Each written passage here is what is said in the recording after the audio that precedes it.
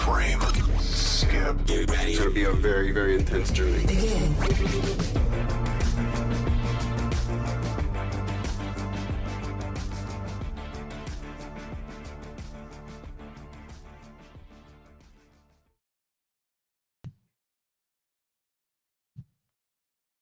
Yeah. I didn't see your fingers there, buddy. Oh, I love scotch. Scotch. What's up, everybody? Welcome to Frame Skip, episode 140. Woo.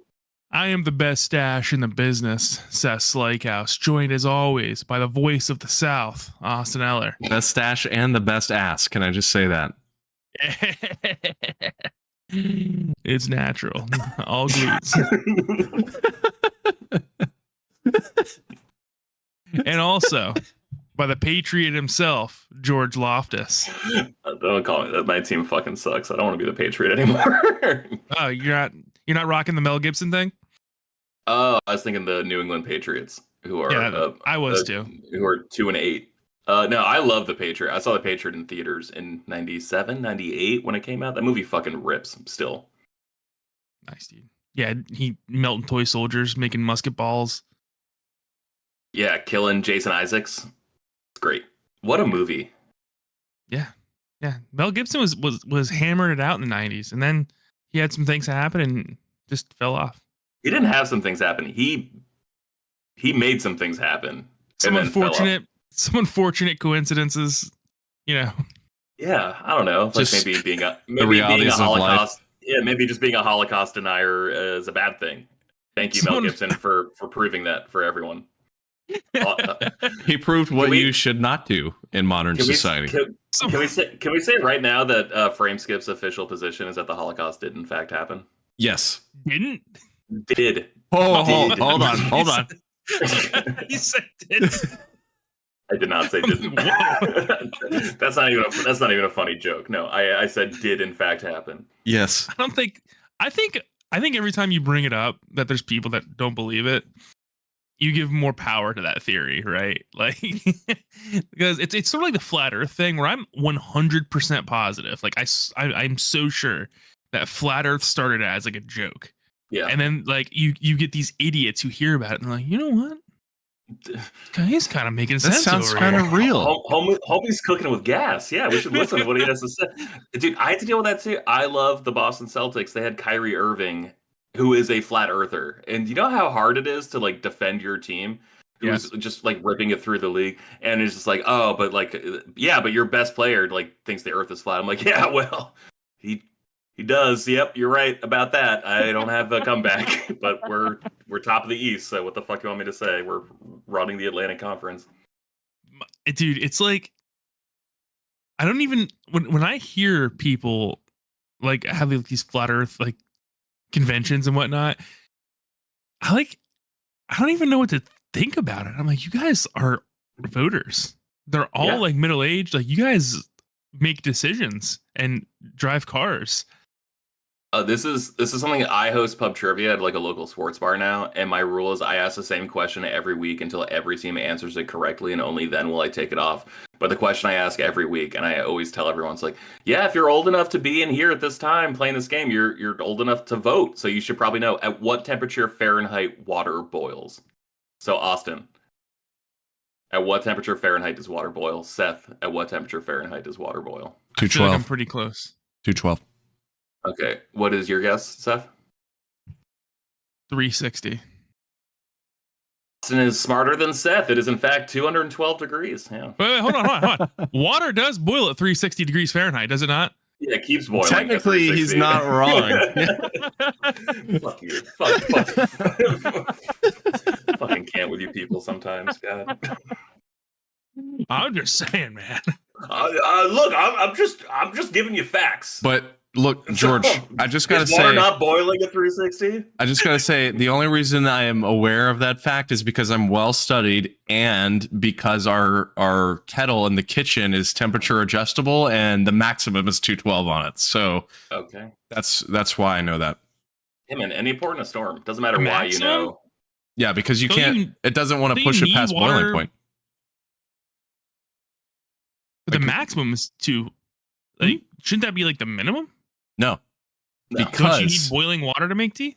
no. No. Depends on the type Oh. of tea. For darker teas, you want a higher temperature. For lighter teas, like a chamomile or something, you want And- like Oh, Lord. 160. And Yeah. for coffee, which is what we use it for a lot, you want it at 200 exactly. You do not want it to be boiling. Okay. Yeah. Okay. All right. I- Fuck you.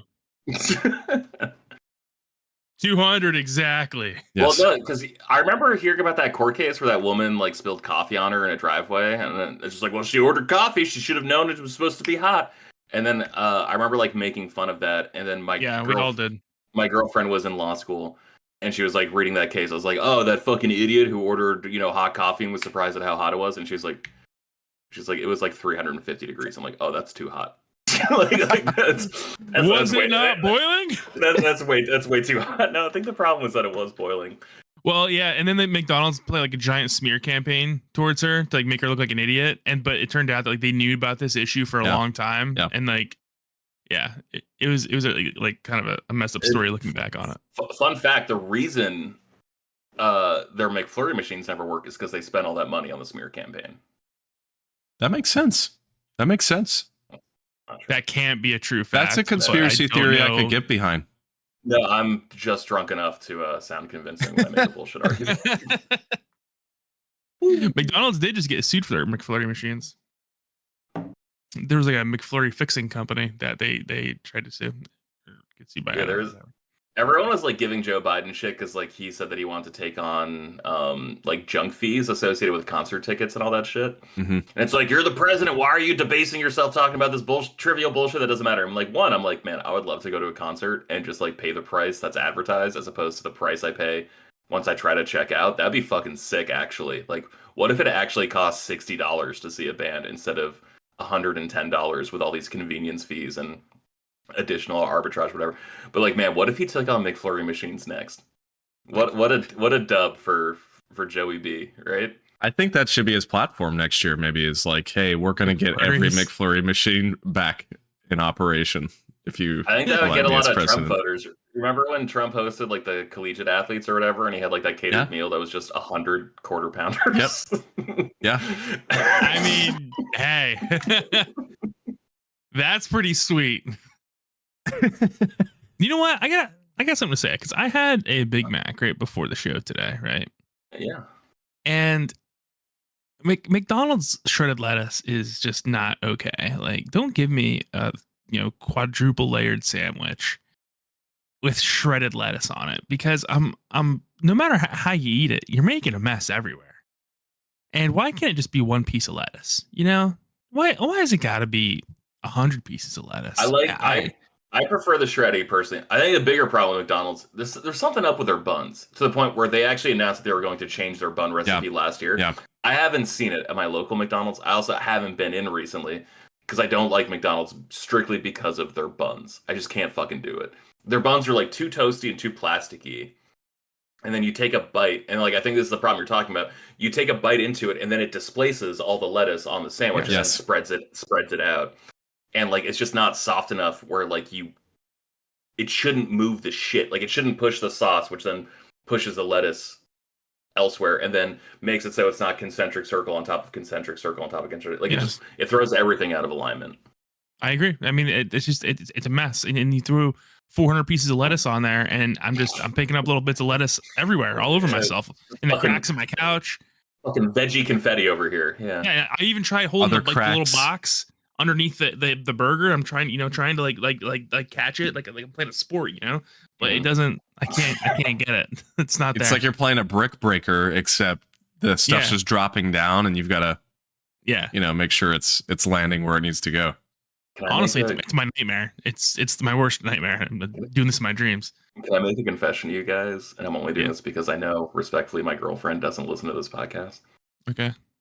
I think the saddest thing I do is like, there's no fast food in my town. There's only fast food in the town over, and that's where like the big grocery store is. So I like, Fridays or Saturdays or whatever. I'm like, oh, hey, I'll go over to this town, do some grocery shopping. You want me to bring you something back, like Taco Bell or McDonald's or something? She's always like, yeah, sure.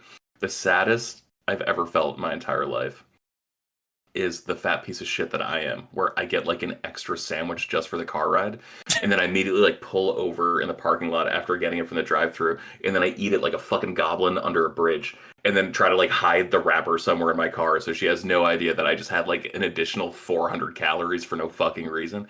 But just like sitting there, I look so pathetic. I look so sad. It's delicious, and I'm going to keep doing it, but I don't feel good about it. I like it. I frankly, I think you should feel really good about it. Hey, you work hard for your money, George. Yeah. You get your extra sandwich. All right, you deserve that. You could eat that lettuce. You spend your $4.50 the way you see fit. That's right. That's right. You get that. Anyway, this is a nerd conversation of importance every week. I don't know where we're Utter at. importance. Utter importance. Austin, why don't you tell us what you've been up to this past week? You know what, Seth? I'm gonna do that. And Can I just say I've been up to a lot for once. I feel like this past month I've been on a roll, maybe a little too much on a roll. You know, last time I mentioned that I platinum Spider-Man 2 within the span of like 7 days, which was maybe a little too much. That's great though. But I've kind of slowed down. But there is still a lot going on, you know? A lot to watch. I've watched Loki season 2, finished that. Amazing. Oh, really? Very, very good. Very, very good. Are you caught up on all MCU TV at this point? I am. Okay. I skipped Secret Invasion. I haven't watched that yet. Don't watch it. I'm going to because there was a sequel comic series that came out this year, and I actually thought it was pretty decent for being a 5-issue like anniversary event series. I didn't love it, but I thought it was better than I was expecting. Yeah. And so I do want to check out the series, but like, man, it just looks like they fucking Rise of the Silver Surfer, that ending. I saw clips and I'm just like, well, this didn't work 15 years ago. Why do we think it's going to work now? But whatever, it's fine. That is probably the worst thing that they have released post Endgame. I would have to sit there and really think hard about like pre-Endgame stuff by comparison, but it's awful. You guys remember this time last year when they released, was it Werewolf by Night? Yeah. Like that black and white, like one Loved shot hour-long special. Yeah. Do more shit like that. That's cool. Yep. You got. Yeah, I don't know, man. The thing, and I don't want to go off on this tangent because this is way off topic, but Secret Invasion, the thing that killed me is like that could have been a massive like Avengers movie level event, and it is relegated to such nonsense, like such low level nonsense, that it just did not work for me. Plus, like you said, George, the ending is like sheer just early 2000s CGI, and it is not good. So anyway, Loki season 2, man, speaking of things that are actually good, probably the best thing post Endgame for me. I absolutely adored it. The finale sets up some amazing things. It does make me feel a little sad that like the rest of the MCU is not on that level, but frankly, Loki, now having watched season 1, season 2, I think as a whole is the best character in the MCU, without a doubt. I mean, the stuff that they set up with him is incredible. Just amazing character development. But he's been pretty good consistently since the beginning, honestly. Yeah. So watch that. Watch the Attack on Titan series finale, which they released last week. Also incredible. Very good ending. Probably my favorite anime of all time. So what's up, George? Is it dubbed yet, or are you watching subs? I watched subbed. I'm not sure about dubbed. The dub may be out, but I am not positive. Usually I know it's like a little while after, so it may be a bit still. I felt Andy is standing like a ghost behind you. Yeah. I felt really proud. I think it was last week or the week before, because actually there wasn't an episode last week. I felt really proud when Seth was proud of me for admitting that Super Mario Sunshine sucks. It sucks. So I'm just gonna go on a limb and say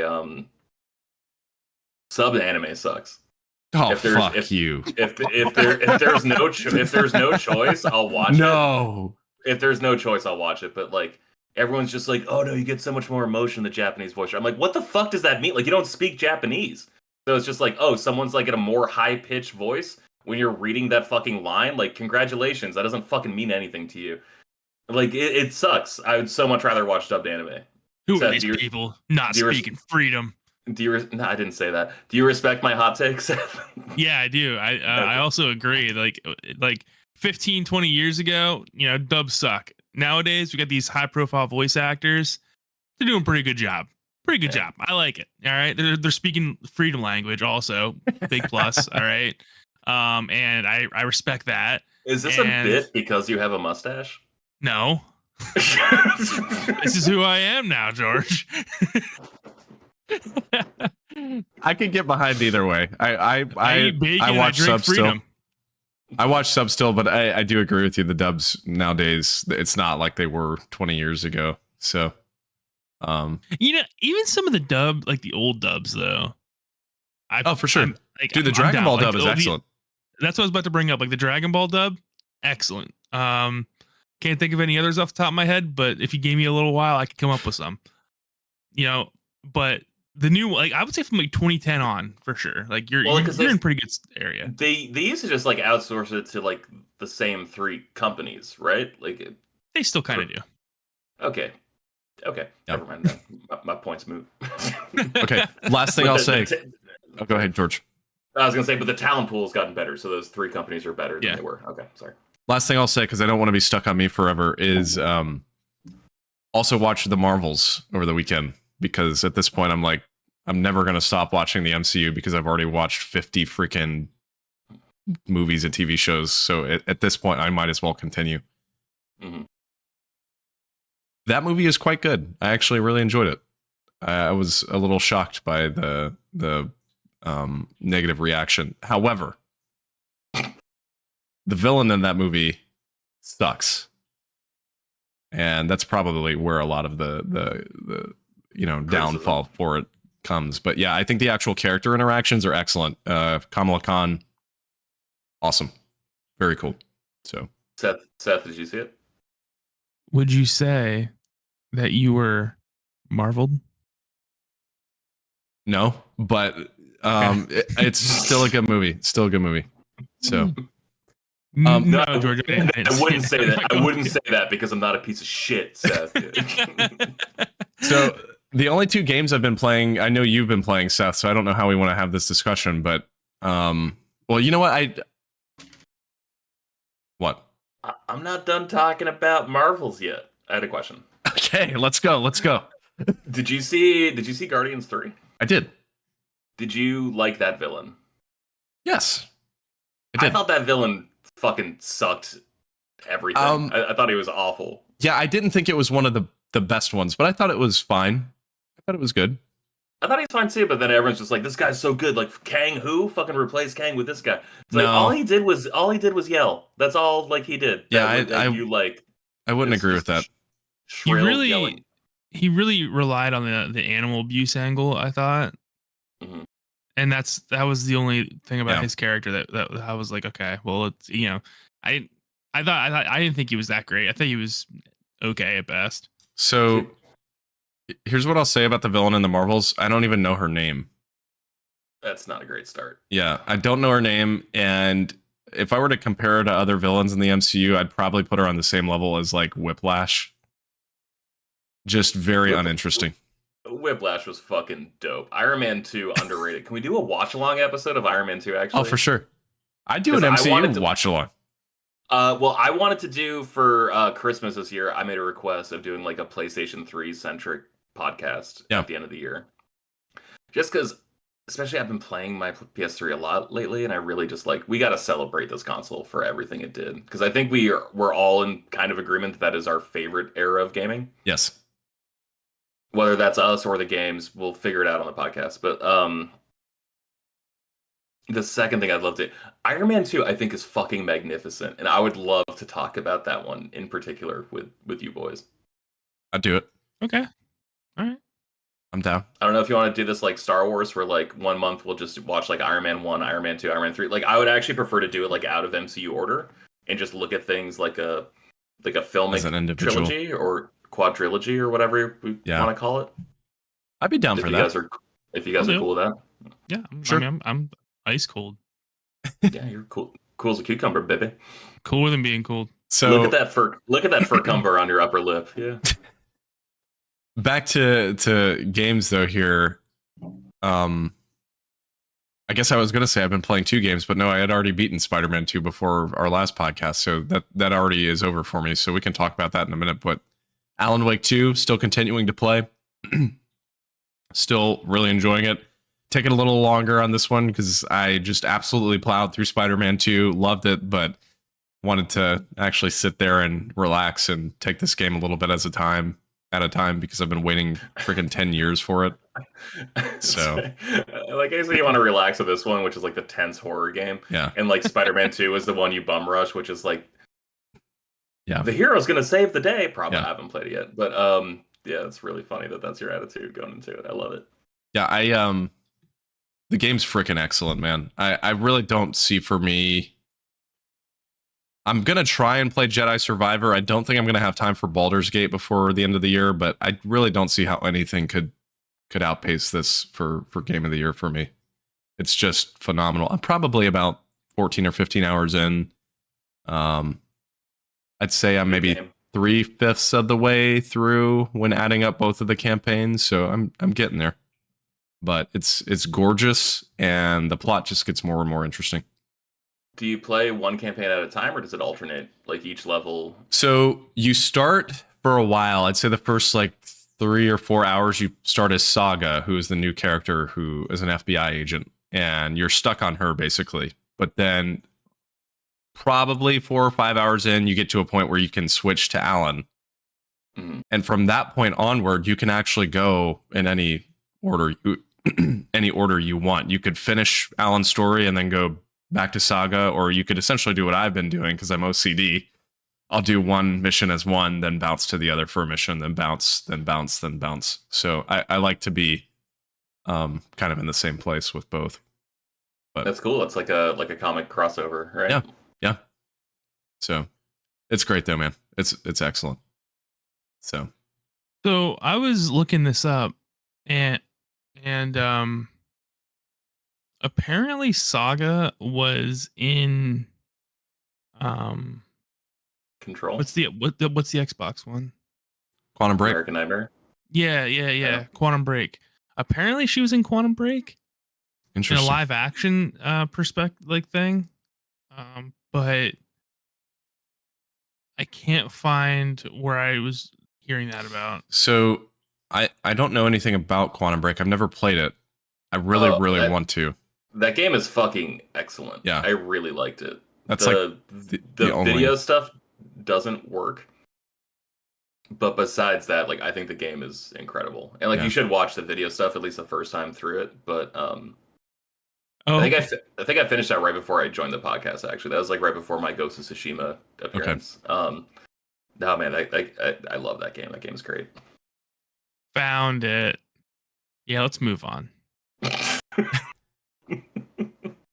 But Alan Wake's your GOTY so far. You're from Yeah, I think it's going to be. I don't know, man. Maybe I'm biased because I absolutely adore Remedy, and Control is a super special game to me, and so is the first Alan Wake. But I have no complaints with the game. I cannot think of a single thing that I don't like, and it's been a long time since I felt that way about a game. So, and it's only so good. available digitally, right? Sadly, yeah. If it was physical, I'd certainly snatch it up. But yeah, sadly for right now, it is just digital. So. Oh, that's right. The Baldur's Gate devs were teasing an announcement for physical and for Xbox. I think probably at the Game Awards because that's 2 weeks away, right? Yeah, 3 weeks away. 3 weeks away. I Not think super exactly. far. Yeah. We should do a live stream. We can do that. I like it. I don't know if I'm working or not. Yeah, pretty cool. Anything else, Austin, that you've been up to? Not a game, but the only other thing I've really been doing is post Spider-Man. This has kind of been the main thing I've been doing in between Alan Wake is I restarted my Marvel Unlimited subscription and started reading the 2018 Donny Cates Venom run. With Ryan Stegman. Yes, with Ryan Stegman. And it has been excellent. I am 15 issues in, but I just got to the point where Absolute Carnage comes into play. So I've switched over to that reading order for a little bit until I start to reestablish Venom back into it. But honestly, I never really knew too much about Venom. I mean, I knew him from Spider-Man 3 and from Ultimate Spider-Man on GameCube, but like I just never really researched his character too much. And so getting to know more about, and especially seeing some of the new lore things they do in this run, really, really enjoyable. So I'm looking forward to seeing where it goes. Nice. Yeah, I really, really enjoyed the Donny Cates run. I never finished it. Oh but man, King in Black is fucking awesome. You should. I got right up to King in Black, I think, before I fell off, and then I stopped reading comics. But I was really enjoying the Venom run. I need you both to read the King in Black thing so I can spoil something about King in Black. I'm not going to say a it. sword. Yeah. Well, sure. Yeah. Ish. We'll get there when we get there. But yeah. I'm really glad you're reading that. That book is excellent. Yeah. Yeah, and I've only read the first issue of Absolute Carnage, so I really don't know anything about that series. And honestly, didn't realize that was in the mix. I was just thinking, I'll get through Venom, and wherever King in Black comes into play, I'll read that. But clearly, Absolute Carnage is pretty important build up for that event as well. So I'm pretty sure that was like a summer event for Marvel. Yeah, and it was like the perfect summer event where it was just like loud, crazy, stupid fun. Yeah, big explosive action. I don't know how, like, this is gonna sound so stupid and like maybe even a little elitist. I don't know how it would be to read that in the fall, just because like it was going for like a vibe, right, where like the temperatures were off the charts and like everyone's at like a boiling point. But I think the main event's really good. And if there's any listeners out there, I posited to Seth and Austin and Coach too that like when it comes to a comic book event, I will read every book from the main title of the author of the main title. If they write any tie-ins, I think those books are mandatory reading, because obviously they want to say that, but they can't say it in the main series. So I think it's important and additive. And then besides that, really just following characters of interest. And Seth, I think you mostly agreed. Yeah, I will skip anything that I don't find like appealing. I'm not going to force myself to read any tie-ins that focus on characters I don't care about. Besides that, though, if it's a creative team, like forget what I was reading. I forget the name of the event, but it was like where Kingpin was mayor and then like locked everything down on New York. I forget what it was called, but it's basically like they fixed Civil War and made it so it was like the heroes against the villains as opposed to heroes against heroes. But they still had like the same like heroes are outlawed in New York. It was good shit. But then it was like there was a Jed MacKay Moon Knight tie-in series, and I was like, okay, like I'm gonna read the fuck out of that. Not because I care about Moon Knight, but because I think Jed MacKay is like one of the best writers in Marvel right now. So I think realistically, with any event, you only have to read 10% of any tie-in. And Austin, I really hope you exercise that with Absolute Carnage. Yeah. Like, for example, I don't think you have to read the Scream tie-in miniseries, even though that's like a... I actually started that, and yeah, it was not... I read the first issue and was like, this is not grabbing me. So not for me. Yeah. It's like, oh, it's a cool symbiote. Like I want to read about them and figure out what's going on. And then you're like, ah, son of a bitch. Yeah. So exercise that with Absolute Carnage and also King in Black. All right. Well, George, what have you been up to lately? I got the platinum in Far Cry 6. Congratulations. Nice. You did it. It took only twice as long as PSN Profiles said the platinum would take. I remember, so when I made this bet, I was shit-faced in Vegas bowling, and I went on psnprofiles.com, and it said the platinum takes 25 to 30 hours. I was like, okay, that sucks, but that's manageable, and Far Cry feels good enough. It took me closer to 50, because that game is so fucking massive. That's freaking absurd. And unfortunately, I still have to get the 100%. I've decided I'm going to tell the person who made this bet to go fuck themselves. I'm going to Platinum Spider-Man in the meantime. I really want to play that game. So I'm going to do that and then try to get 100% in Far Cry 6 by the end of the year. The other big game I've been playing, you guys, the servers for Battlefield Bad Company 2 are going offline December 8th. Dude. So I've been playing Bad Company 2 fucking non-stop in my downtime. What a good game. That game is 13, almost 14 years old. That game is still excellent. I think that game still looks really good. And we got Battlefield 2042 or whatever Yeah. we got 2 years ago. Just guys, don't overthink this. Just remaster Bad Company too. Like just do that. Just do that for a year. Play around on a new engine, learn the ins and outs, make sure your online infrastructure is up to snuff. But you have a perfect game right there. That game is incredible. And the multiplayer, not as lively as it was when I was in college, but I was in like a 10 versus 10 like squad rush match last night that lasted like an hour. And it was like the most fun I've had playing online multiplayer in at least a year. Dude, that game, I have so many good memories of that game. It is so good. It's got to be the best Battlefield game for me. And I've played pretty much all of them at this point. I have not played the new one, but and the Vietnam expansion for the multiplayer for that was flawless, man. So good. I have so many good memories. I don't have that, and it's unavailable for purchase on PSN. So I wonder if that's why like the base is so limited. Because like I go on PSN profiles, there's a whole bunch of like gaming sessions set up for this game because they know the servers are going offline. Yeah. And I'm like 12 trophies away from getting the platinum. So I'm like, I got 3 weeks. I think I'm going to lose a lot of sleep and try to platinum this game before the servers go offline. Nice. So I think Vietnam is probably why like the online community isn't as active because it's pretty split. But like the base game still like once a day I'll go into like an almost full match and it's just fucking so much fun. I cannot believe how good this game looks for being 13 years old. It's incredible. Yeah.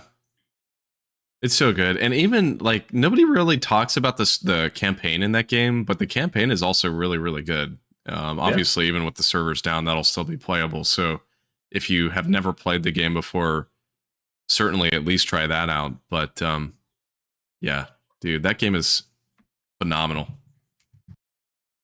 I have never played a Battlefield game. Oh, really? Yep. I got the platinum in Battlefield 4 because that was like a PlayStation 4 launch game. Got the platinum in Battlefield 1. I didn't play Hardline, which is the one where you're like cops and robbers, basically. Yeah, I didn't play much of that one. And I played a little bit of Battlefield 3. But I never finished the campaign and never dicked around too much in multiplayer. But that was the first game where I think it sold like... I think that came out the same year as Modern Warfare 3 on PS3. And I remember Modern Warfare 3 sold like 13 or 16 million copies. And like Battlefield 3 sold 9 million copies. And they're like, holy shit. Like there's a legit competitor now to COD. And man, like Battlefield, something about it feels so fucking good. Like I would so much rather play an online match of Battlefield than Call of Duty. No, yeah, it seemed like they were gearing up to be a competitor to Call of Duty, but they kept screwing themselves up, right? Like they kept getting in their own way constantly, which seemed pretty unfortunate. Well, EA, they had some Battlefield 4 issues. was pretty broken at launch on PS4. 4 was broken, but when they fixed it, that game is excellent. But Hardline and then 5 and now the new one, those were all misses. So, which is unfortunate because Battlefield 1, which was in between Hardline and that was the 5. That was the Future Warfare Call of Duty year, right? Whereas like Titanfall 2, Battlefield 1. Yes. And then whichever Call of Duty I think it was Infinite Warfare. Thank you. Yes, you're correct. Battlefield 1, man, that game is super special. That game was really, really well done. And it's so sad that series kind of just dropped off the map after. It's probably the second best Battlefield after Bad Company 2. I'd agree with that. Yeah. So that's pretty much all I've been playing lately. Besides that, I think I mentioned getting obsessed with Pokemon Scarlet and Violet 151, the card set. Super good. Incredible. I have almost every card in the base set. I'm missing, like, I've opened over 40 packs and I haven't pulled a single Wartortle, which is really pissing me off at this point. But this weekend, I'm going up to the city and there's a couple card shops. So I was going to try to pick up some of the missing singles. I even started collecting like the alternate arts that appear like after the card numbers at the end. Bold man. So, Yeah, so I got like Mr. Mime. I've got a War Turtle from that. I've got a couple Tangalas. I've got some Jinxes. Like I'm doing my best, but I'm only missing 4 or 3 cards from the base set. It's so much fun to collect, and like I saw the previews for the new set that they were gonna do, and I'm like, I have no interest in this. I'm not gonna spend a single fucking cent on this. I can't wait. So it really was just 151, them going back to playing the hits, and I'm like, okay, like I'll show up for this. Yeah, But I felt the same way. it's been so much fun. Just collecting get in, boards, get man. out. Yep. I got the binder, and Yeah. I got a ton of cards, and I've been putting them in the binder by number, like you do. Oh yeah, I have mine in Pokédex number. Yeah. Yep. And I don't know exactly how many I need. I haven't found, there's no like loose packs around where I'm at. Everyone's buying them all too quick. So Yeah. when I do see them, I buy them, but I haven't been able to get any for a couple weeks now. One of those things where I'm just hitting them at the store when I go. But yeah, really cool, really cool. I'm not going for all the alternate art cards though. You're pretty bold for doing that. You're trying to get a whole complete set. That's There's some expensive stuff. There's some I won't be able to afford. Like I'm not spending $75 on like Charizard flying away from the frame. Like I'm not gonna do that. I Why would not? love to do that. Why not? Because it's $75 for one fucking card. But like man, there's just so much beautiful art in this, and there's so much nostalgia. And again, like it is so weird. Like there's a set of videos on YouTube, I think from Ruby Retro is the artist name. And they're just analyzing the Pokemon meta from like 1998 on, like from when the card game started. And so they were talking about like the first tournaments, like what were the winning decks and like how did the strategies work. And so I think they're up through Silver and Gold release, like the third or fourth expansion. Like they did Fossil and Jungle and Team Rocket and all that shit. And it's just so interesting to see like how the pros were playing the game, and then like how me and my friends were playing the game at that time, where like it was us trying to evolve a Charizard. Whereas like everyone who was playing in a tournament was just like, no, you just want a basic Pokemon. You want Electabuzz, he's got 70 HP and he can deal 30.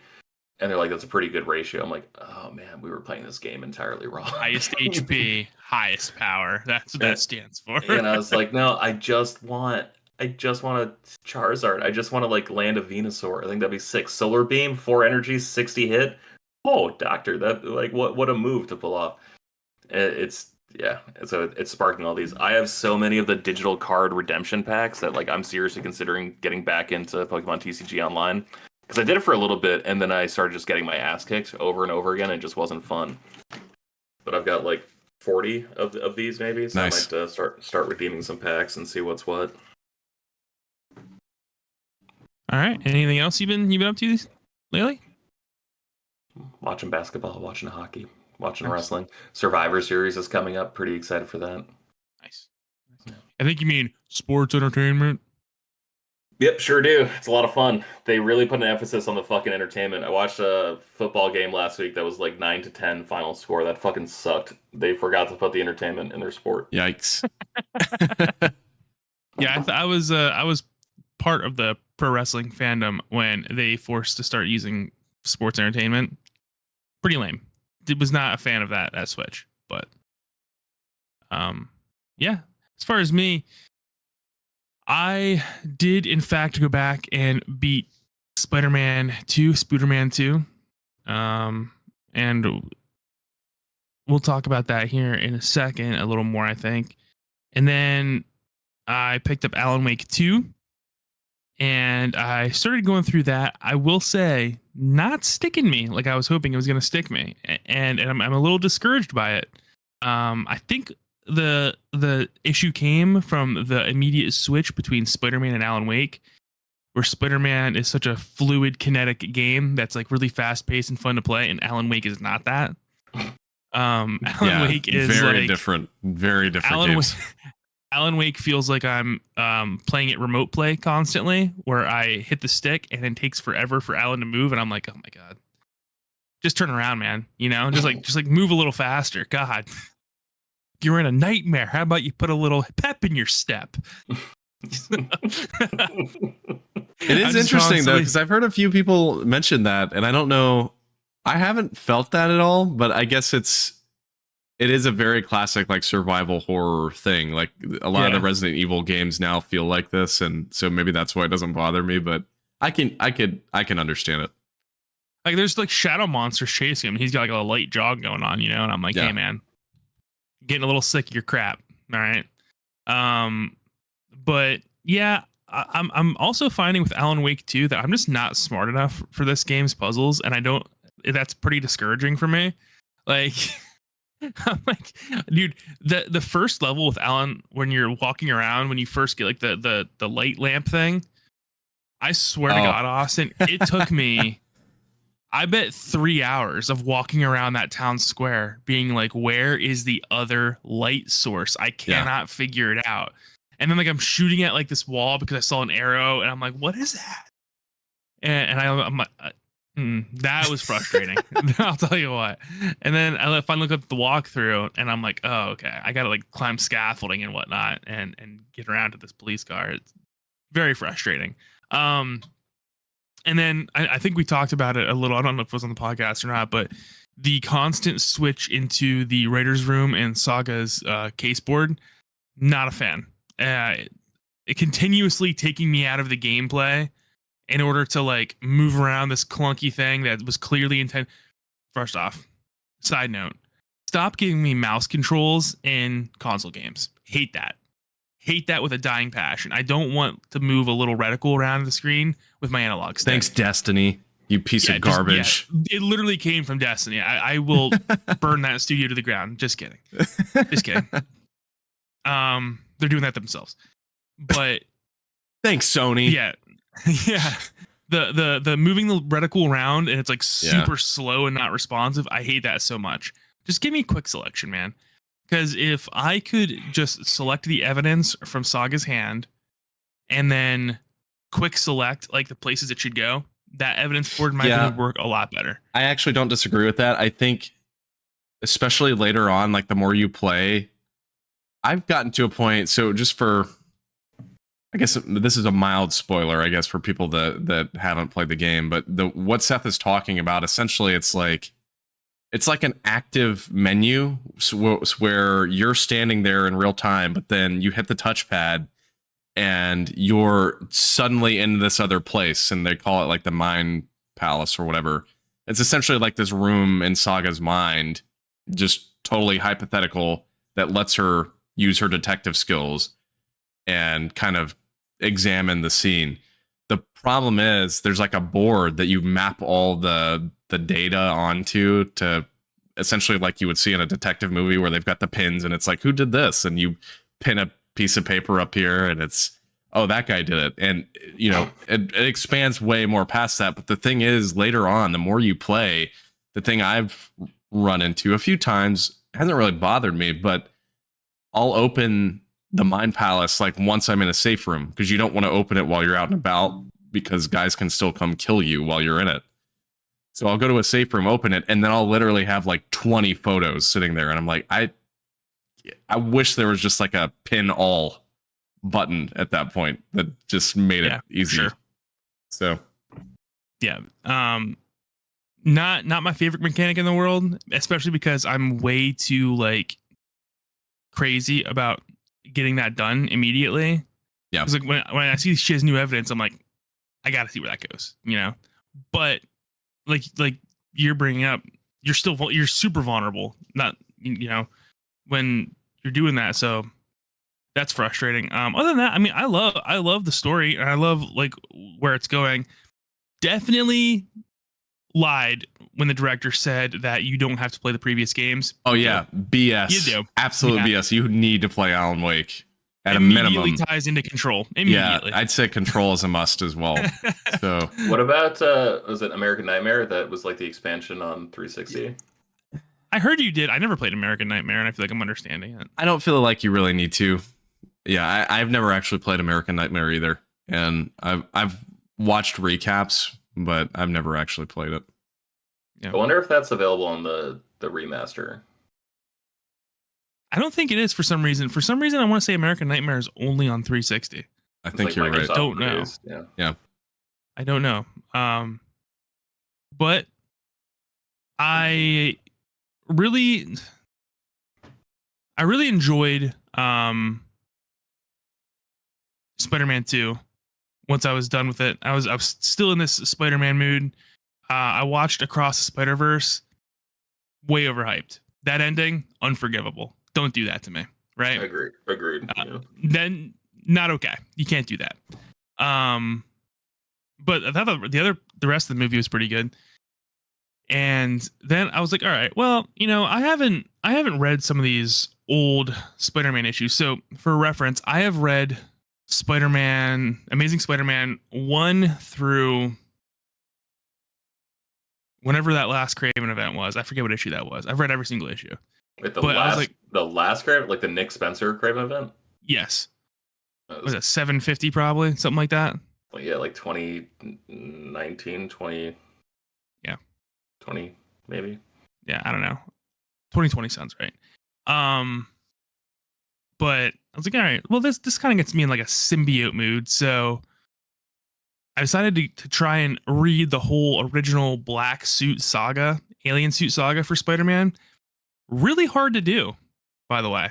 Marvel made like a collection of those stories in the early 2000s. Not available digitally anywhere. I'm not going to a bookstore. I don't care. So I'm trying to like piece these stories together through Marvel Unlimited. Got pretty fed up with that real quick. Decided to start reading at Amazing Spider-Man 300. Didn't really regret that. One of the all-time great issues, if you didn't know, Austin, Introduction of Venom. So that's what I've been up to lately. Just kind of putzing through Spider-Man at work. I decided to take a back seat to Alan Wake 2 these last couple days, just because I wasn't really vibing with it. And I picked up Trails in the Sky the Third, getting back to the grind, the old grind set. Not this again. I have 4 more games to go. Who's winning between you and Pedro? Pedro by a massive margin. When I took a vacation, and we went to Disney World, I was ahead of Pedro by like 150 hours. By the time I came back, he had passed me 2 games over. How long were you in Disney World? 2 weeks. That's not much more time than you were there. Like, what else did he do? I don't know, George. He didn't eat. He didn't sleep. He didn't work. Yeah, I was ahead of Pedro by a whole game when I went to Disney World, and then when I came back, he had passed me by 2 games. Now the 2 games he passed me by are smaller, like 10 to 20 hour games. But yeah, I was like, God. All right. So like, all I'm saying is like, a week is 168 hours. Yeah. So of the 2 weeks you were gone, for every 1 hour he was doing something else, he also spent an hour playing the game to catch up with you. He's done it. Jesus Christ. He's an absolute madman. I started playing this game out of competition for him because I gave up on the first game and he beat it and then rubbed it in my face. And I was like, all right, well, now we're on. Yeah. Now it's on. And so we've been doing this dance for 4 years now. And I now have a chance to catch up to him because the next game doesn't come out until the summer. So I got to do it. Anyway, it's a good series. I'm enjoying it. I actually have a massive amount of collectibles from this series now. There's a new one right here that just came out the other day. So that's what I've been doing. That's a lot, man. That might even be too much. Great. It's great. I've loved about every half of it. Imagine hating something but also loving it at the same time and spending 6,000 hours doing that thing. Well, you guys were here. Like I was like playing these games and I'm like, I don't even know if I like these. Like I can't recommend these games. But like there is something about it that attaches to you and you're like, it's a little interesting plot thread. Let's see where that goes. You know? you just like explained hepatitis, basically. Like something attaches itself to you. Yeah, like, well, this is just my life now. Like I have to compensate for this thing I have on me now. I don't know. I mean, that's kind of how you MCU viewers are, isn't it? You're like, that's right. This is genuinely okay. I guess I'll just do this forever. It's really not, because there's maybe Austin, back me up here. There's like at most 20 hours of MCU content in a calendar year. Yeah, I'd say so. That sounds about right. I'll even give you some extra, like I'll say 25. In a fucking year, my guy. Listen, sometimes you get them, sometimes you get got. All right. This just feels like such an elaborate practical joke that's gone on for way too long. I swear to God, dude, let's look at me. Listen to this. Freaking Falcom keeps releasing these games. They're like, these suckers aren't going to stop. I really do like this series. I mean, like, I have a whole shelf of collectibles up there, and then I have a massive, you can't really see it, a massive poster right there, and another massive poster right down there behind my Cheetos, behind my Cheetos boxes. Buddy, that's Stockholm syndrome. It's not real love. It's not. So yeah, let's talk about Spider-Man 2 a little bit. Non-spoilery for George, although George is a comic book fan. I'm sure he can see any of this plot coming from a mile away. What? Although, let me just clarify, there are surprises in there, though. It is not like there are still things that are surprising, at least for me. What was surprising to me was how little New York needs Spider-Man when they have Mary Jane Watson. That's what was surprising to me. Dude, right? She's like, I mean, hey, it's a little ridiculous, and that is like a really legitimate criticism for the game, I think. And the director was like, he literally says like "fuck off" when people were bringing it up, and it's like, well, okay, but Mary Jane Watson can one-shot these symbiotes when it takes, Spider-Man and, Miles Morales like 5 shots. So, let's take it easy. All I'll say, just because I know not everybody's played the game, but just so that we can have some context on what we're talking about, like in the first game, there are Mary Jane missions, and in this game, all they give her is a little gun that she got from Sable during her training post first game, and so that's added into her gameplay this time around. Every single character you fight with her, one shot. Every single character, every single enemy, one shot. Symbiote. Meanwhile, Spidey's over here taking 15 hits to kill one of Kraven's little generic hunters. Yeah. Fighting for his life. Yeah. Like he's literally smashing their heads off of walls and whatnot, right? And they're still getting back up. And MJ's like, gotcha. But didn't see that coming. I will say this. I understand how people could complain about it, but at the same time, gotta be honest, no, does it make sense from a plot standpoint? Absolutely not. Did I like it? Yeah. I liked it because it was much more enjoyable than the stealth missions in the first game for me. And yeah, she's overpowered as hell, but I enjoyed it. Did I not enjoy it? No. I think it was a missed opportunity to make it like a real there's the one point in the game, or I think it's the second time you play as MJ. They could have really turned that into a scary situation and made it feel like a survival horror game. Yeah. And they missed out. And I felt like that was a giant missed opportunity. Instead of making her so powerful, make it like a survival, like, because that's where in my mind, I'm like, okay, this is a representation of the situation, but this is how it really should feel. It is, she's like fighting for her life and like really trying to be silent and not make a noise. And I think that would have been a lot cooler, and it would have given the vibe that like, okay, MJ is heroic, but she's not a superhero. In the game, she feels like a superhero because she's literally taking out everything and with almost no effort whatsoever. She literally she wipes out an entire army of Kraven's members. Go ahead, George. Are you guys working on Black Friday? Yes. Sadly. Maybe. If you guys wanted to, if I commit, I could beat Spider-Man 2 by next Friday. If you guys wanted to do a spoiler cast next Please. Friday. I would love to do that. Because I need to talk about this game. Well, because like Austin, respectfully, Austin, like you record after work, so I know it's not a big deal, but Seth works during the pod. So Seth, what's your schedule like that Friday? I have off Thanksgiving. I do work at 6 o'clock on Black Friday. 6 p.m. Yeah. What time are you planning on waking up that day? I can wake up whenever. You just gotta let me know. I can adjust my schedule whenever. I'll be home by 3:30.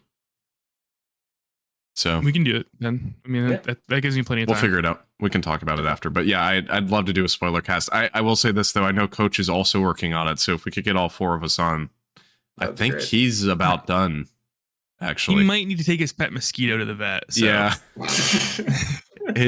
his frog, his green tree frog is having its quinceañera next week. So...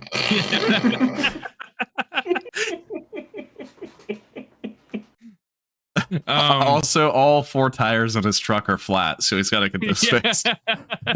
Well, we don't care about his truck; we care about his bicycle. Yeah, all four tires on his bicycle are flat. Sucks. Couldn't have happened. Couldn't have happened to a nicer coach. You hate to hear it. What else? What else thoughts do I have on Spider-Man? I was really. This is gonna be weird, and I definitely feel like I'm onto something here. I was really surprised at how segmented Peter and Miles were in the game. They really only crossed paths in the story a couple times. Especially in the latter half. They're like totally separate. And also, Miles didn't even need to be in this game. The overall story, Miles has almost nothing to do with. It's really weird.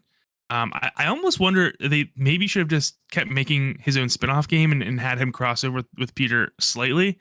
Because it's kind of jarring to go from like world-ending major threats with Peter to like, let's save the cultural museum to in Miles. Well, they were like going to blow up the city, right? Like in Miles, wasn't that like the whole plot that the Roxxon bomb or whatever was like going to go off and like destroy New York? I don't know. I think that's right. I think it's right. I think that's why the Tinkerer was fighting against him, but was like, so like there's you go from like dealing with like serious symbiote threats, specifically in the part of the game I'm talking to like the cultural museum's getting robbed, and Miles goes and like oh, I see what you're saying. I understand. And it's like, okay, I want to get back to like the symbiote story, please. Can we just not? Well, I actually don't disagree with you. That is one thing I noticed is that this is definitely a Peter game. Yeah. Like, even though Miles is in it, this is a Peter story, which is interesting considering the fact that, like, they're co-leaders on this game. Like, they really built up the fact that they're both Spider-Man, and, you know, that's kind of the whole deal. But, yeah, at the end of the day, this is really a Peter story. I mean, Miles does come into play, but not like I thought he would, to be honest. It didn't really bother me, but at the same time, I was kind of like, well, that's interesting. I mean, we'll see what they do next, I suppose, but yeah, I felt like like I said, like he really didn't seem to have a good place in the story, or like it felt like he at the end of the day he really didn't even need to be there, and then the story would have like kind of worked itself out fine. I will say though, a lot of really cool details in the game. Insomniac, so good, man. Especially because like there's certain things you do, and if you do them at a specific point in time in the game, different things will happen based on like what you've accomplished. So that's really cool. I've done almost every piece of side content in the game that I care about. I've done all the Peter stuff 100%. I got almost all the Miles stuff done, and then I got to like the cultural museum stuff, and I'm like, I'm good. I'm done. I don't care anymore. Did you do the flame side missions? I did. Big surprise there at the end to me. I'll be honest. Didn't see that coming. I couldn't figure it out. I was trying to figure it out the whole time, and I could not figure it out. Yeah. Yeah. I really enjoyed the ending of that. And I like I said, I did not see it coming. And then when it happened, I was like, oh, that's a problem. Yeah. Well, I can't wait to talk about this in spoiler context. And I'll just say my last thoughts on it are I'm really curious to see what they do with this series, because for sure we're going to get a Spider-Man 3. I mean, that's going to happen. But the question is, and it kind of relates to that side mission line, do we also get some sort of either Miles-esque in between game, or do we get DLC to this game? it's going to be interesting to see where they go with this, because frankly I could see them doing a separate Miles-esque game specifically focused on where that side mission goes. I feel like that's got to be a Peter story, and it's weird because it seems to me not necessarily just Miles, but I mean like as far as the length of it, like a 8 to 10 hour game. Oh, I see. It seems to me like Insomniac, it feels like they don't have a plan, and that's hard to say, but the way Peter's story ends does not line up with the story threads that we have to pull on still. And first off, I hate that thing that they do with Peter at the end, because it doesn't fit his character. It never has. It's been done many times and it does not fit his character. And I'm like, all right, well, this is not gonna stick. But yeah, I'm interested to see where they go next with it, because I don't. It feels like they don't have so a hard plan. to talk about. And that flame mission that we're talking about really seems like it should have been part of the main game, but I don't know. Yeah, we'll talk about it in the spoiler cast. George, play Spider-Man. Come on, what are you doing? It's so good. It's so what are you good. doing, man? I lost a bet. All right, I was trying to honor my bet. I respect that. Good man. Yeah. I'm not, but I'm not going to. I'm going to play Spider-Man. I said I will try to beat it by Friday. Let's talk to Coach. Let's see if we get something up for that weekend, because I don't know what everyone's schedule is. I'm not doing shit that weekend. I might go see that Thanksgiving horror movie called Thanksgiving. I saw that. I might go see it. Pretty fun. Oh, so you saw it. You didn't. I thought you saw the trailer. You saw it. No. I saw the trailer. Trailer. The murdering pilgrim. Big fan. Yeah, looks good, right? Yeah. Fun. I'm going to the big city this weekend to see the Marvels. I'm very excited. The big city is in New York? No, the big city in Maine. I don't want to say where I live, but going to the nearest place that has movie theater. The place where I live has 2 movie theaters, but one is closed down for the winter. They reopen back up in January. They're taking their holiday time off. And the other one's a non-profit that's literally only showing old vintage movies for the next month. So I assume they'll get the Marvels in December. I don't want to wait that long, so. Yeah. Well, it doesn't help when freaking Marvel's going on Instagram posting major spoilers from everything they do less than a week after their stuff comes out, which is annoying as hell. I think they're probably doing it because they're struggling pretty rough at the box office, from what I understand. But it's everything they're they do out there. I mean, but they're like, hey, please, hey, you see this cool thing that happened? That's been Disney all year, though. The problem is that these movies don't make enough money. The problem is that these movies don't make enough money compared to how much money they spent on the movie. That's the real issue. $47 million at the box office. That's not bad. Obviously, it's not Avengers numbers where they were getting 200 million the opening weekend worldwide. $47 million box office. Seth, do you think Batman Begins is a good movie? Well, I mean, yeah, but that's the lowest MCU movie opening by far. Sure, yeah, but it's still a successful movie. And Batman Begins made 45 million, 51 million or something its opening weekend, and then went on to gross 400 million worldwide. I'm saying a lot of these things have tails. Granted, the tails don't exist the way they used to back in 2005. And I'm not even trying to shill or defend Marvel, but I'm also thinking it's like when a video game comes out and gets a 7.5 and everyone says it's dog shit. You know what I mean? A movie getting 47 million opening weekend was no, it's actually still pretty good, and I think it's really good considering where the fuck Marvel is right now. So I'm excited to see it. But also these movies don't need to cost as much money. They need to kind of scale back, I think, a lot of their ambitions and just tell simpler stories. But I agree with you. That's my take. Tell stories people care about, That's where I'm at. Nothing, dude. Fuck up. Yeah, I don't know shit. All right. Let's talk about the Game Awards. The show that started out really good and then for the last 2 years seems to kind of have been way too long. They announced the Game of the Year nominees, and I wanted to see what you guys thought about this, because I feel like this list should be a lot longer. Let's see here. I'm gonna fuel category. Sorry, I wasn't. Wait, can I prepared. see if I can list them all? All Go, right, yeah. go. Alan Wake 2. Yep. Oh my god, I'm forgetting what it's called. Super Mario Wonder, Yep. Legend of Zelda, A Wrinkle in Time, or whatever the fuck the new Tears of the Kingdom. You nailed it the first time. Yeah. Thank you. Baldur's Gate. Yep. How many more do I need? 2. 2. Fuck. Yeah. Austin, you got anything? Well, I already know what they are. Yeah, I don't see you hitting the one. You might be able to hit the other one. Fuck it. Move on.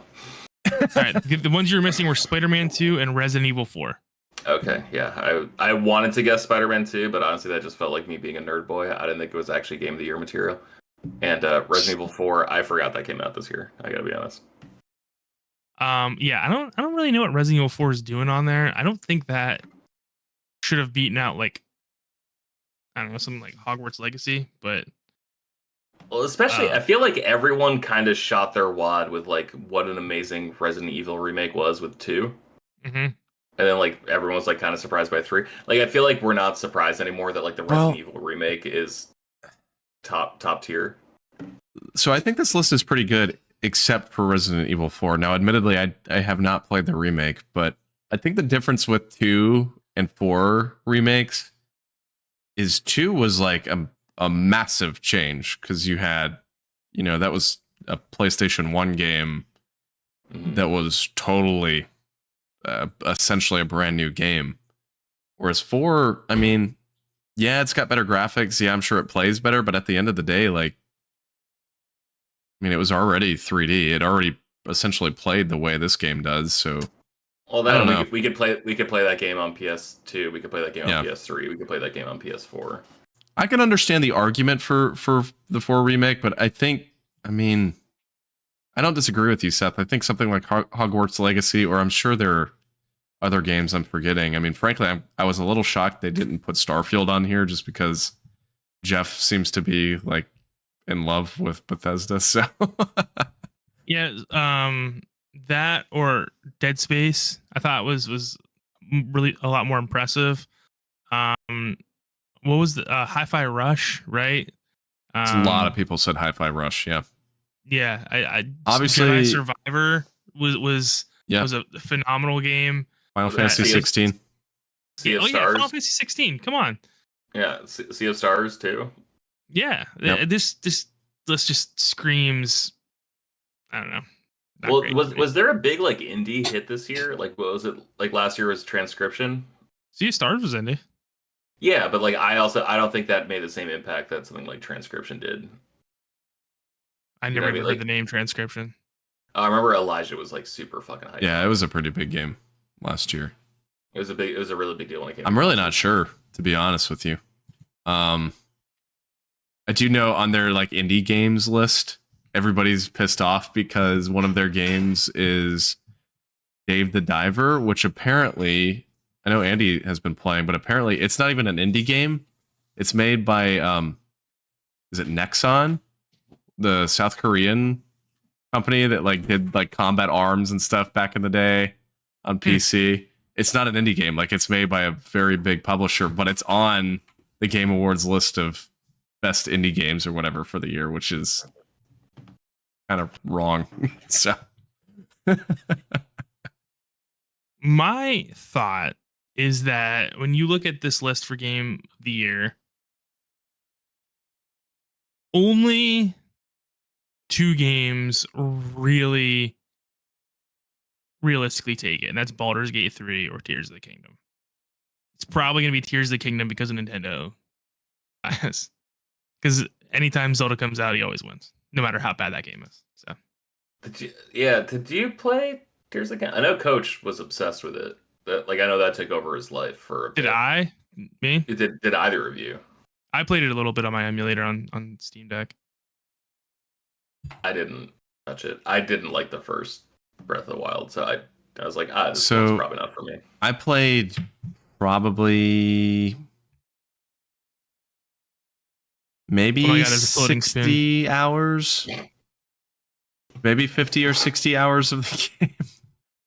And I don't know, man, that was actually one of the first Nintendo games that's released in a long time. And I've been like, this just is not working for me.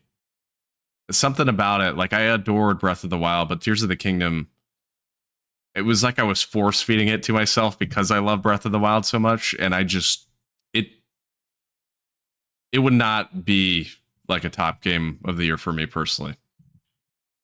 So, wow. I don't know what to say about that. I'd love to go back to it and finish it. I'm like right at the very end of the game. And it's totally possible I was just in the wrong mindset when that game came out, but not even close to Breath of the Wild for me. So, yeah, when I really think about it, I think Alan Wake 2 or Baldur's Gate 3 deserves it the most. I mean, Alan Wake 2, it's hard to deny that's just like a work of art. Yes. That game is beautiful. It runs well. It's not broken. Spider-Man 2 is like, it's the big cinematic hit. It's like, the comfort food.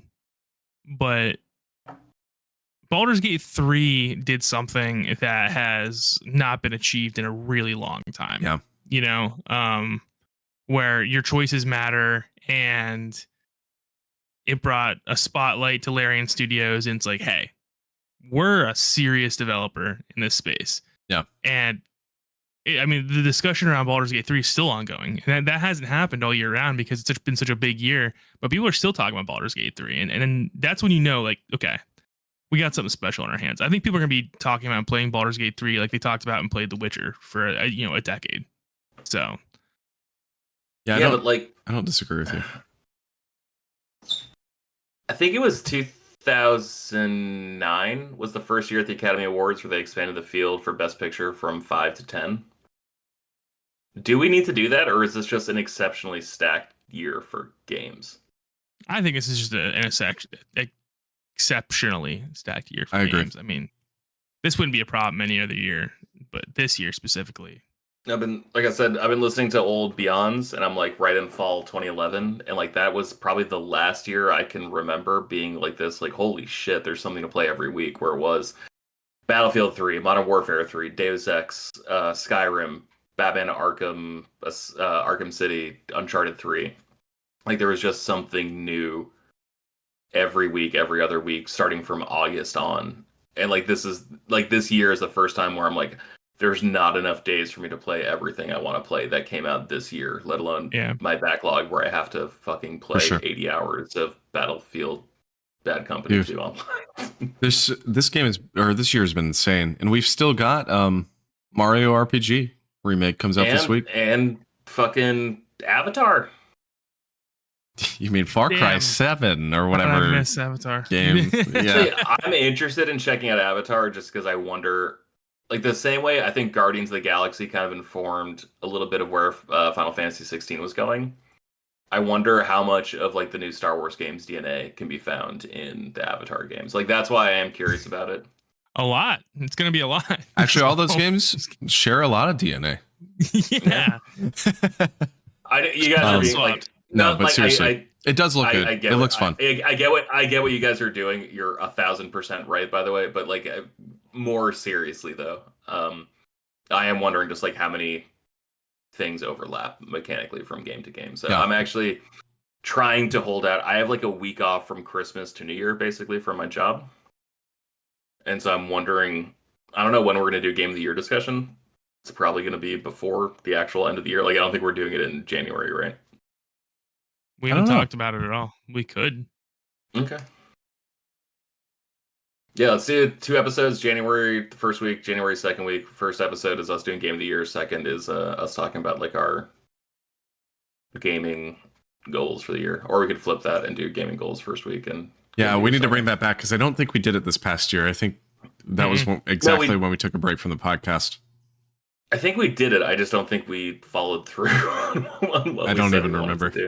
I'll have to go back and listen. But just my last thoughts on this. I think I agree with you, Seth. I think most likely of the 6 would be Alan Wake, Baldur's Gate, and Tears. I don't think Spider-Man 2, Resident Evil, Mario, as good as Mario is. Yeah. I don't think any of those really stand a chance for Game of the Year. I really like Mario Wonder. I don't think it's like an exceptional Mario game. I think it's really good. But I think it's exactly what we've come to expect from like a new Mario platformer. But like it's not the way other games have recontextualized the genre. Like I don't think it does. It's no Mario 3D World. It's not. It's not. It's not any of these games, you know? Yeah.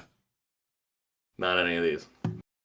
So I frankly, I kind of hope that Baldur's Gate 3 wins because that's like you said, Seth, it's a very different game. I haven't played it yet. I do want to try it at some point, but it's very different. You know, everybody's talking about it. I frankly feel like it deserves it, but my pick, as I discussed earlier, is Alan Wake for sure of this list. So, George, what's your pick? My pick is Baldur's Gate 3. And again, I haven't played it either, but just based on the conversation around it and all the crazy stories I've heard about people just like the same way they talked about Breath of the Wild, where like, I just wanted to see if I could do this thing. And they were able to do it. But it sounds like with Breath of the Wild, that was like physics curiosity, just like wondering if the game engine can compensate for it. This is like, I wonder if I could romance this character so I could, you know, get some money from them, and then like you end up taking over the inn they run, and that becomes like a steady source of income, and then you burn it down. Like it's just like all this crazy shit that just happens in the game where it's not even like, oh, I wonder if I launch this barrel, will this happen? It's like, no, dude, like you can like fucking ruin people's lives with your words with this game, which sounds pretty astonishing. Dude, and I just recently found out in Baldur's Gate 3 that there is a companion that you can get in this game or kill her. And there is a way to kill her, finish the quest, go back, resurrect her body headless, and continue the game with her as a party member. That's insane. Pretty nuts. That's pretty nuts. Yeah. That is insane. So I think the two games, I think Austin, you mentioned them earlier, like the two games that probably should be on this list, and I think we're in agreement that like you could probably sub out Resident Evil 4 and Super Mario Wonder, but it should be Final Fantasy 16 and Starfield, right? I would think so. Yeah, those would probably be the top. Final Fantasy 16 deserve to be on there. Yes, I agree. Have either of you touched any of Starfield? No. Haven't played it. It's just not a big Bethesda guy, personally. It's a really confusing Bethesda game because this is the first time where I've cared about the main quest more than the side quests. The only time that's ever happened to me. Like in Oblivion, I don't give a shit about closing the gates. In Skyrim, I don't give a shit about the dragons or the Civil War. I give a shit about everything else. Yeah. And then here, like it's such like a compelling mystery about what's going on. Everybody says that. Everybody says the main story is excellent. So at some point, I'd love to play it. But we need to have my buddy Fabio on because I think he said he beat that game 5 times. Like he did everything in the game. I think he's like 2 achievements away from having everything unlocked. So if you guys are down for a guest for game of the year, let's do it. Yeah. Real quick before we wrap everything up, what did you guys think of the N7 Day Mass Effect 4 teaser? The second teaser we've gotten. Thought it was awesome until they said not going to come out till 2029. Nice. What year is it right now? It's 2023, right? Yeah. Yeah, it's fucked. That's pretty fucked. And dude, this isn't even the first time they've teased it. They teased it like 2 years ago, right? Like there was that shot of them on like in space. Like Mass Effect is coming. I've gotta be honest. I'm not convinced that BioWare can do this anymore. And when I say this, I mean make a good game. Yep. So, I think they can. I think there's too much pressure with the Mass Effect brand. Like I think if they were going to make a Mass Effect sequel, it should have come out 2 years after Mass Effect 3. I think everyone would have been way more forgiving of Mass Effect Andromeda if it came out within 2 years of Mass Effect 3. And they were hey, we're going to keep a lot of the systems. We're going to change some stuff up, but we're trying to build a new universe. I think if they just said that caveat, like people would have been way more open to the idea. But it's the same thing with like we're never going to get a Half-Life 3. right? Like I know we got Alex, which is a prequel, but like even then, like it was only done because it was VR and they wanted to, test out the Vive or whatever the fuck the headset was. But like we're never gonna get a Half-Life 3. We're just never gonna get some games. And I think we're getting a GTA 6 announcement at next Game month. Awards. I think that's been alluded to. But like same thing, like Elder Scrolls 6 was teased 2 years ago. No, more. I was living in San Francisco when that game was teased. That was like 2019. Had to be 4 or 5 years ago. Yeah. Yeah, it was when 76 was announced. Yeah, so like that game is still 5 years away, 6 years away, right? Like, yeah, I understand that like technology is evolving and you want to release something that is cutting edge, something that is incredibly impressive, and like that's the problem with Mass Effect. While on top of living up to the high esteem of the previous releases, but at the second time, like, dude, not everything has to be a home run. Like, you could hit a double. Like, it's okay just to get on base. Like, that's fine too. I'll be honest. I think if Dreadwolf comes out and it flops, BioWare gets the axe. And that's gonna my be honest. Opinion. Forgot they were working on that too. That's their next game. Mass Effect's not even their next game. Dreadwolf. What is Dreadwolf? Dragon Age. Oh, fuck! That was announced like 2 years ago, right? That was announced like 10 years ago, buddy. No, there was a teaser for something. I remember I was at my dad's house. So that was 2020. So I bought my house in 2021. Dude, Dragon Age Inquisition ends on a cliffhanger, and they leaked that Dreadwolf was being worked on like at least 6 years ago, and like someone took a screenshot of a press release. Seth is right. They announced Dragon Age 4 at the time at the Game Awards in December 2018. Yeah, it's all right. Okay, so since Dragon Age Inquisition, they've done Anthem and they've done Mass Effect Andromeda. Have they done anything else? Probably something, because they switched, because they were no longer like, it was BioWare Austin or BioWare Texas, whatever it was. Like, so they're no longer doing the Old Republic shit. No. What are they? The only thing that you could maybe throw into the loop is the remasters of the Mass Effect trilogy, but like that's it. Did they do that? Well, Dreadwolf's been in development hell. Dreadwolf was originally going to be a live service game, and apparently they scrapped that. That's what I just read. Like remaking it, so yeah, it restarted development. That's what I wanted in my Dragon Age game, live service. Anthem came out and they were like, "Oh, idiots!" Oh, Anthem! Oh no! I was looking at like my PlayStation. Like, if you look at your PlayStation profile on PS5, it'll tell you how much time you've put into games. And I put 60 hours into Dragon Age Inquisition, and I do not remember a single second of it. And like, I got 30% of the trophies. I could not tell you what happened. Dude, I remember it was kind of like Oblivion, where you had to like shut shit down. And I remember fighting bosses, and there was like one like the war table where you could go and like send people out on missions. And I remember being so mad that like there was no instant gratification for that. Meanwhile, I just did that in Far Cry 6, and they had this thing called the Banditos board. And it was like, oh, you need to do 5 of these to get the trophy. I was like, okay, cool. This one takes 10 minutes. And I did that and then did some shit.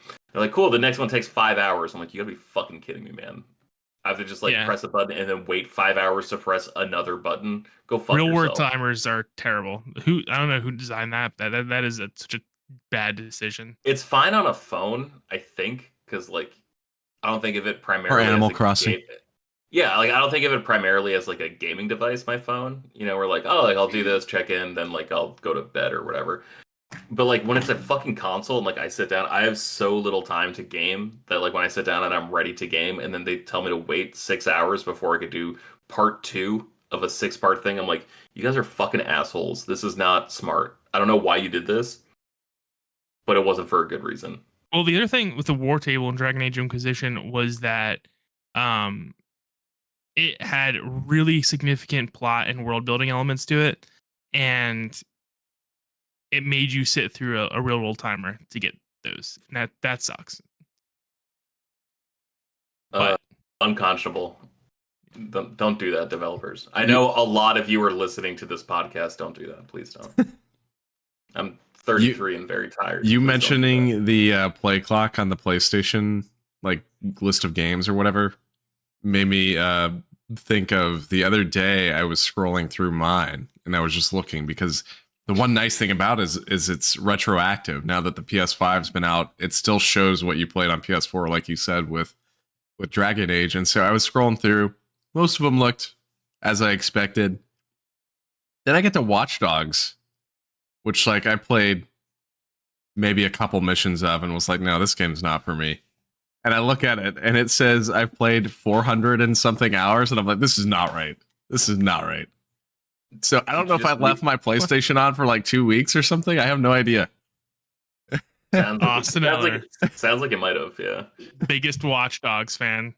Well, because I have like 940 hours in the first Destiny game. And I'm like, okay, how much of that was just me in orbit? Yeah. Waiting for something. I don't know. Anyway. All right. Well, ladies and gentlemen, that about wraps up episode 140 of the Frame Skip podcast. Thank you for joining us. Thank you for sitting here and listening to us. Remember, the stash brings the cash. You can find us and the ass. You can find us every week on podbean.frameskip.com. Absolutely not. Frameskip.podbean.com. Or you don't even have to do that. You can just find us on whatever podcast service. Podcatcher of choice. Yeah. And go ahead and leave us a nice review if you can. We'd appreciate it. I'll personally come give you a back rub, maybe a little more than that. So, whether you ask me to or not. A nice and big old steak. You can follow us on Twitter. Oh yeah, big old steak. You can follow us on Twitter I'm at Set the 90s Kid. Don't follow me. Austin is at Austin Geller. George is at Shortbox Summary. Follow him. Follow him in his comic book. Follow him. I'll release a new episode this year, I promise. And you're going to listen to it, whether you like to or not. My job is like, a lot of it's really intensive. Like, our busiest time of year is Black Friday and holidays. And I don't know if you guys know this, that's like right now. So I've just been working a lot and haven't actually had time to finish an episode of Shortbox Summary. But I think I'm going to do a new format where I don't spend hours writing a script and then recording it. I think I'm just going to be more free flow in the conversation. George, now that I've got my Marvel Unlimited back, I'd love to be on an episode about whatever you want me to be on. If you just task me with reading something, I'll send you the list of upcoming shit, and I'll see what you're interested in. Let's do it. All right. Well, on that note, why don't you guys go have a good Tuesday night? Go have a good Wednesday morning as well. Think of me. Or Wednesday evening, Thursday morning. But fuck your Friday. Fuck your Friday right in the face. Fuck your Friday. All right. Well, dudes. What? See you later. Godspeed. Godspeed.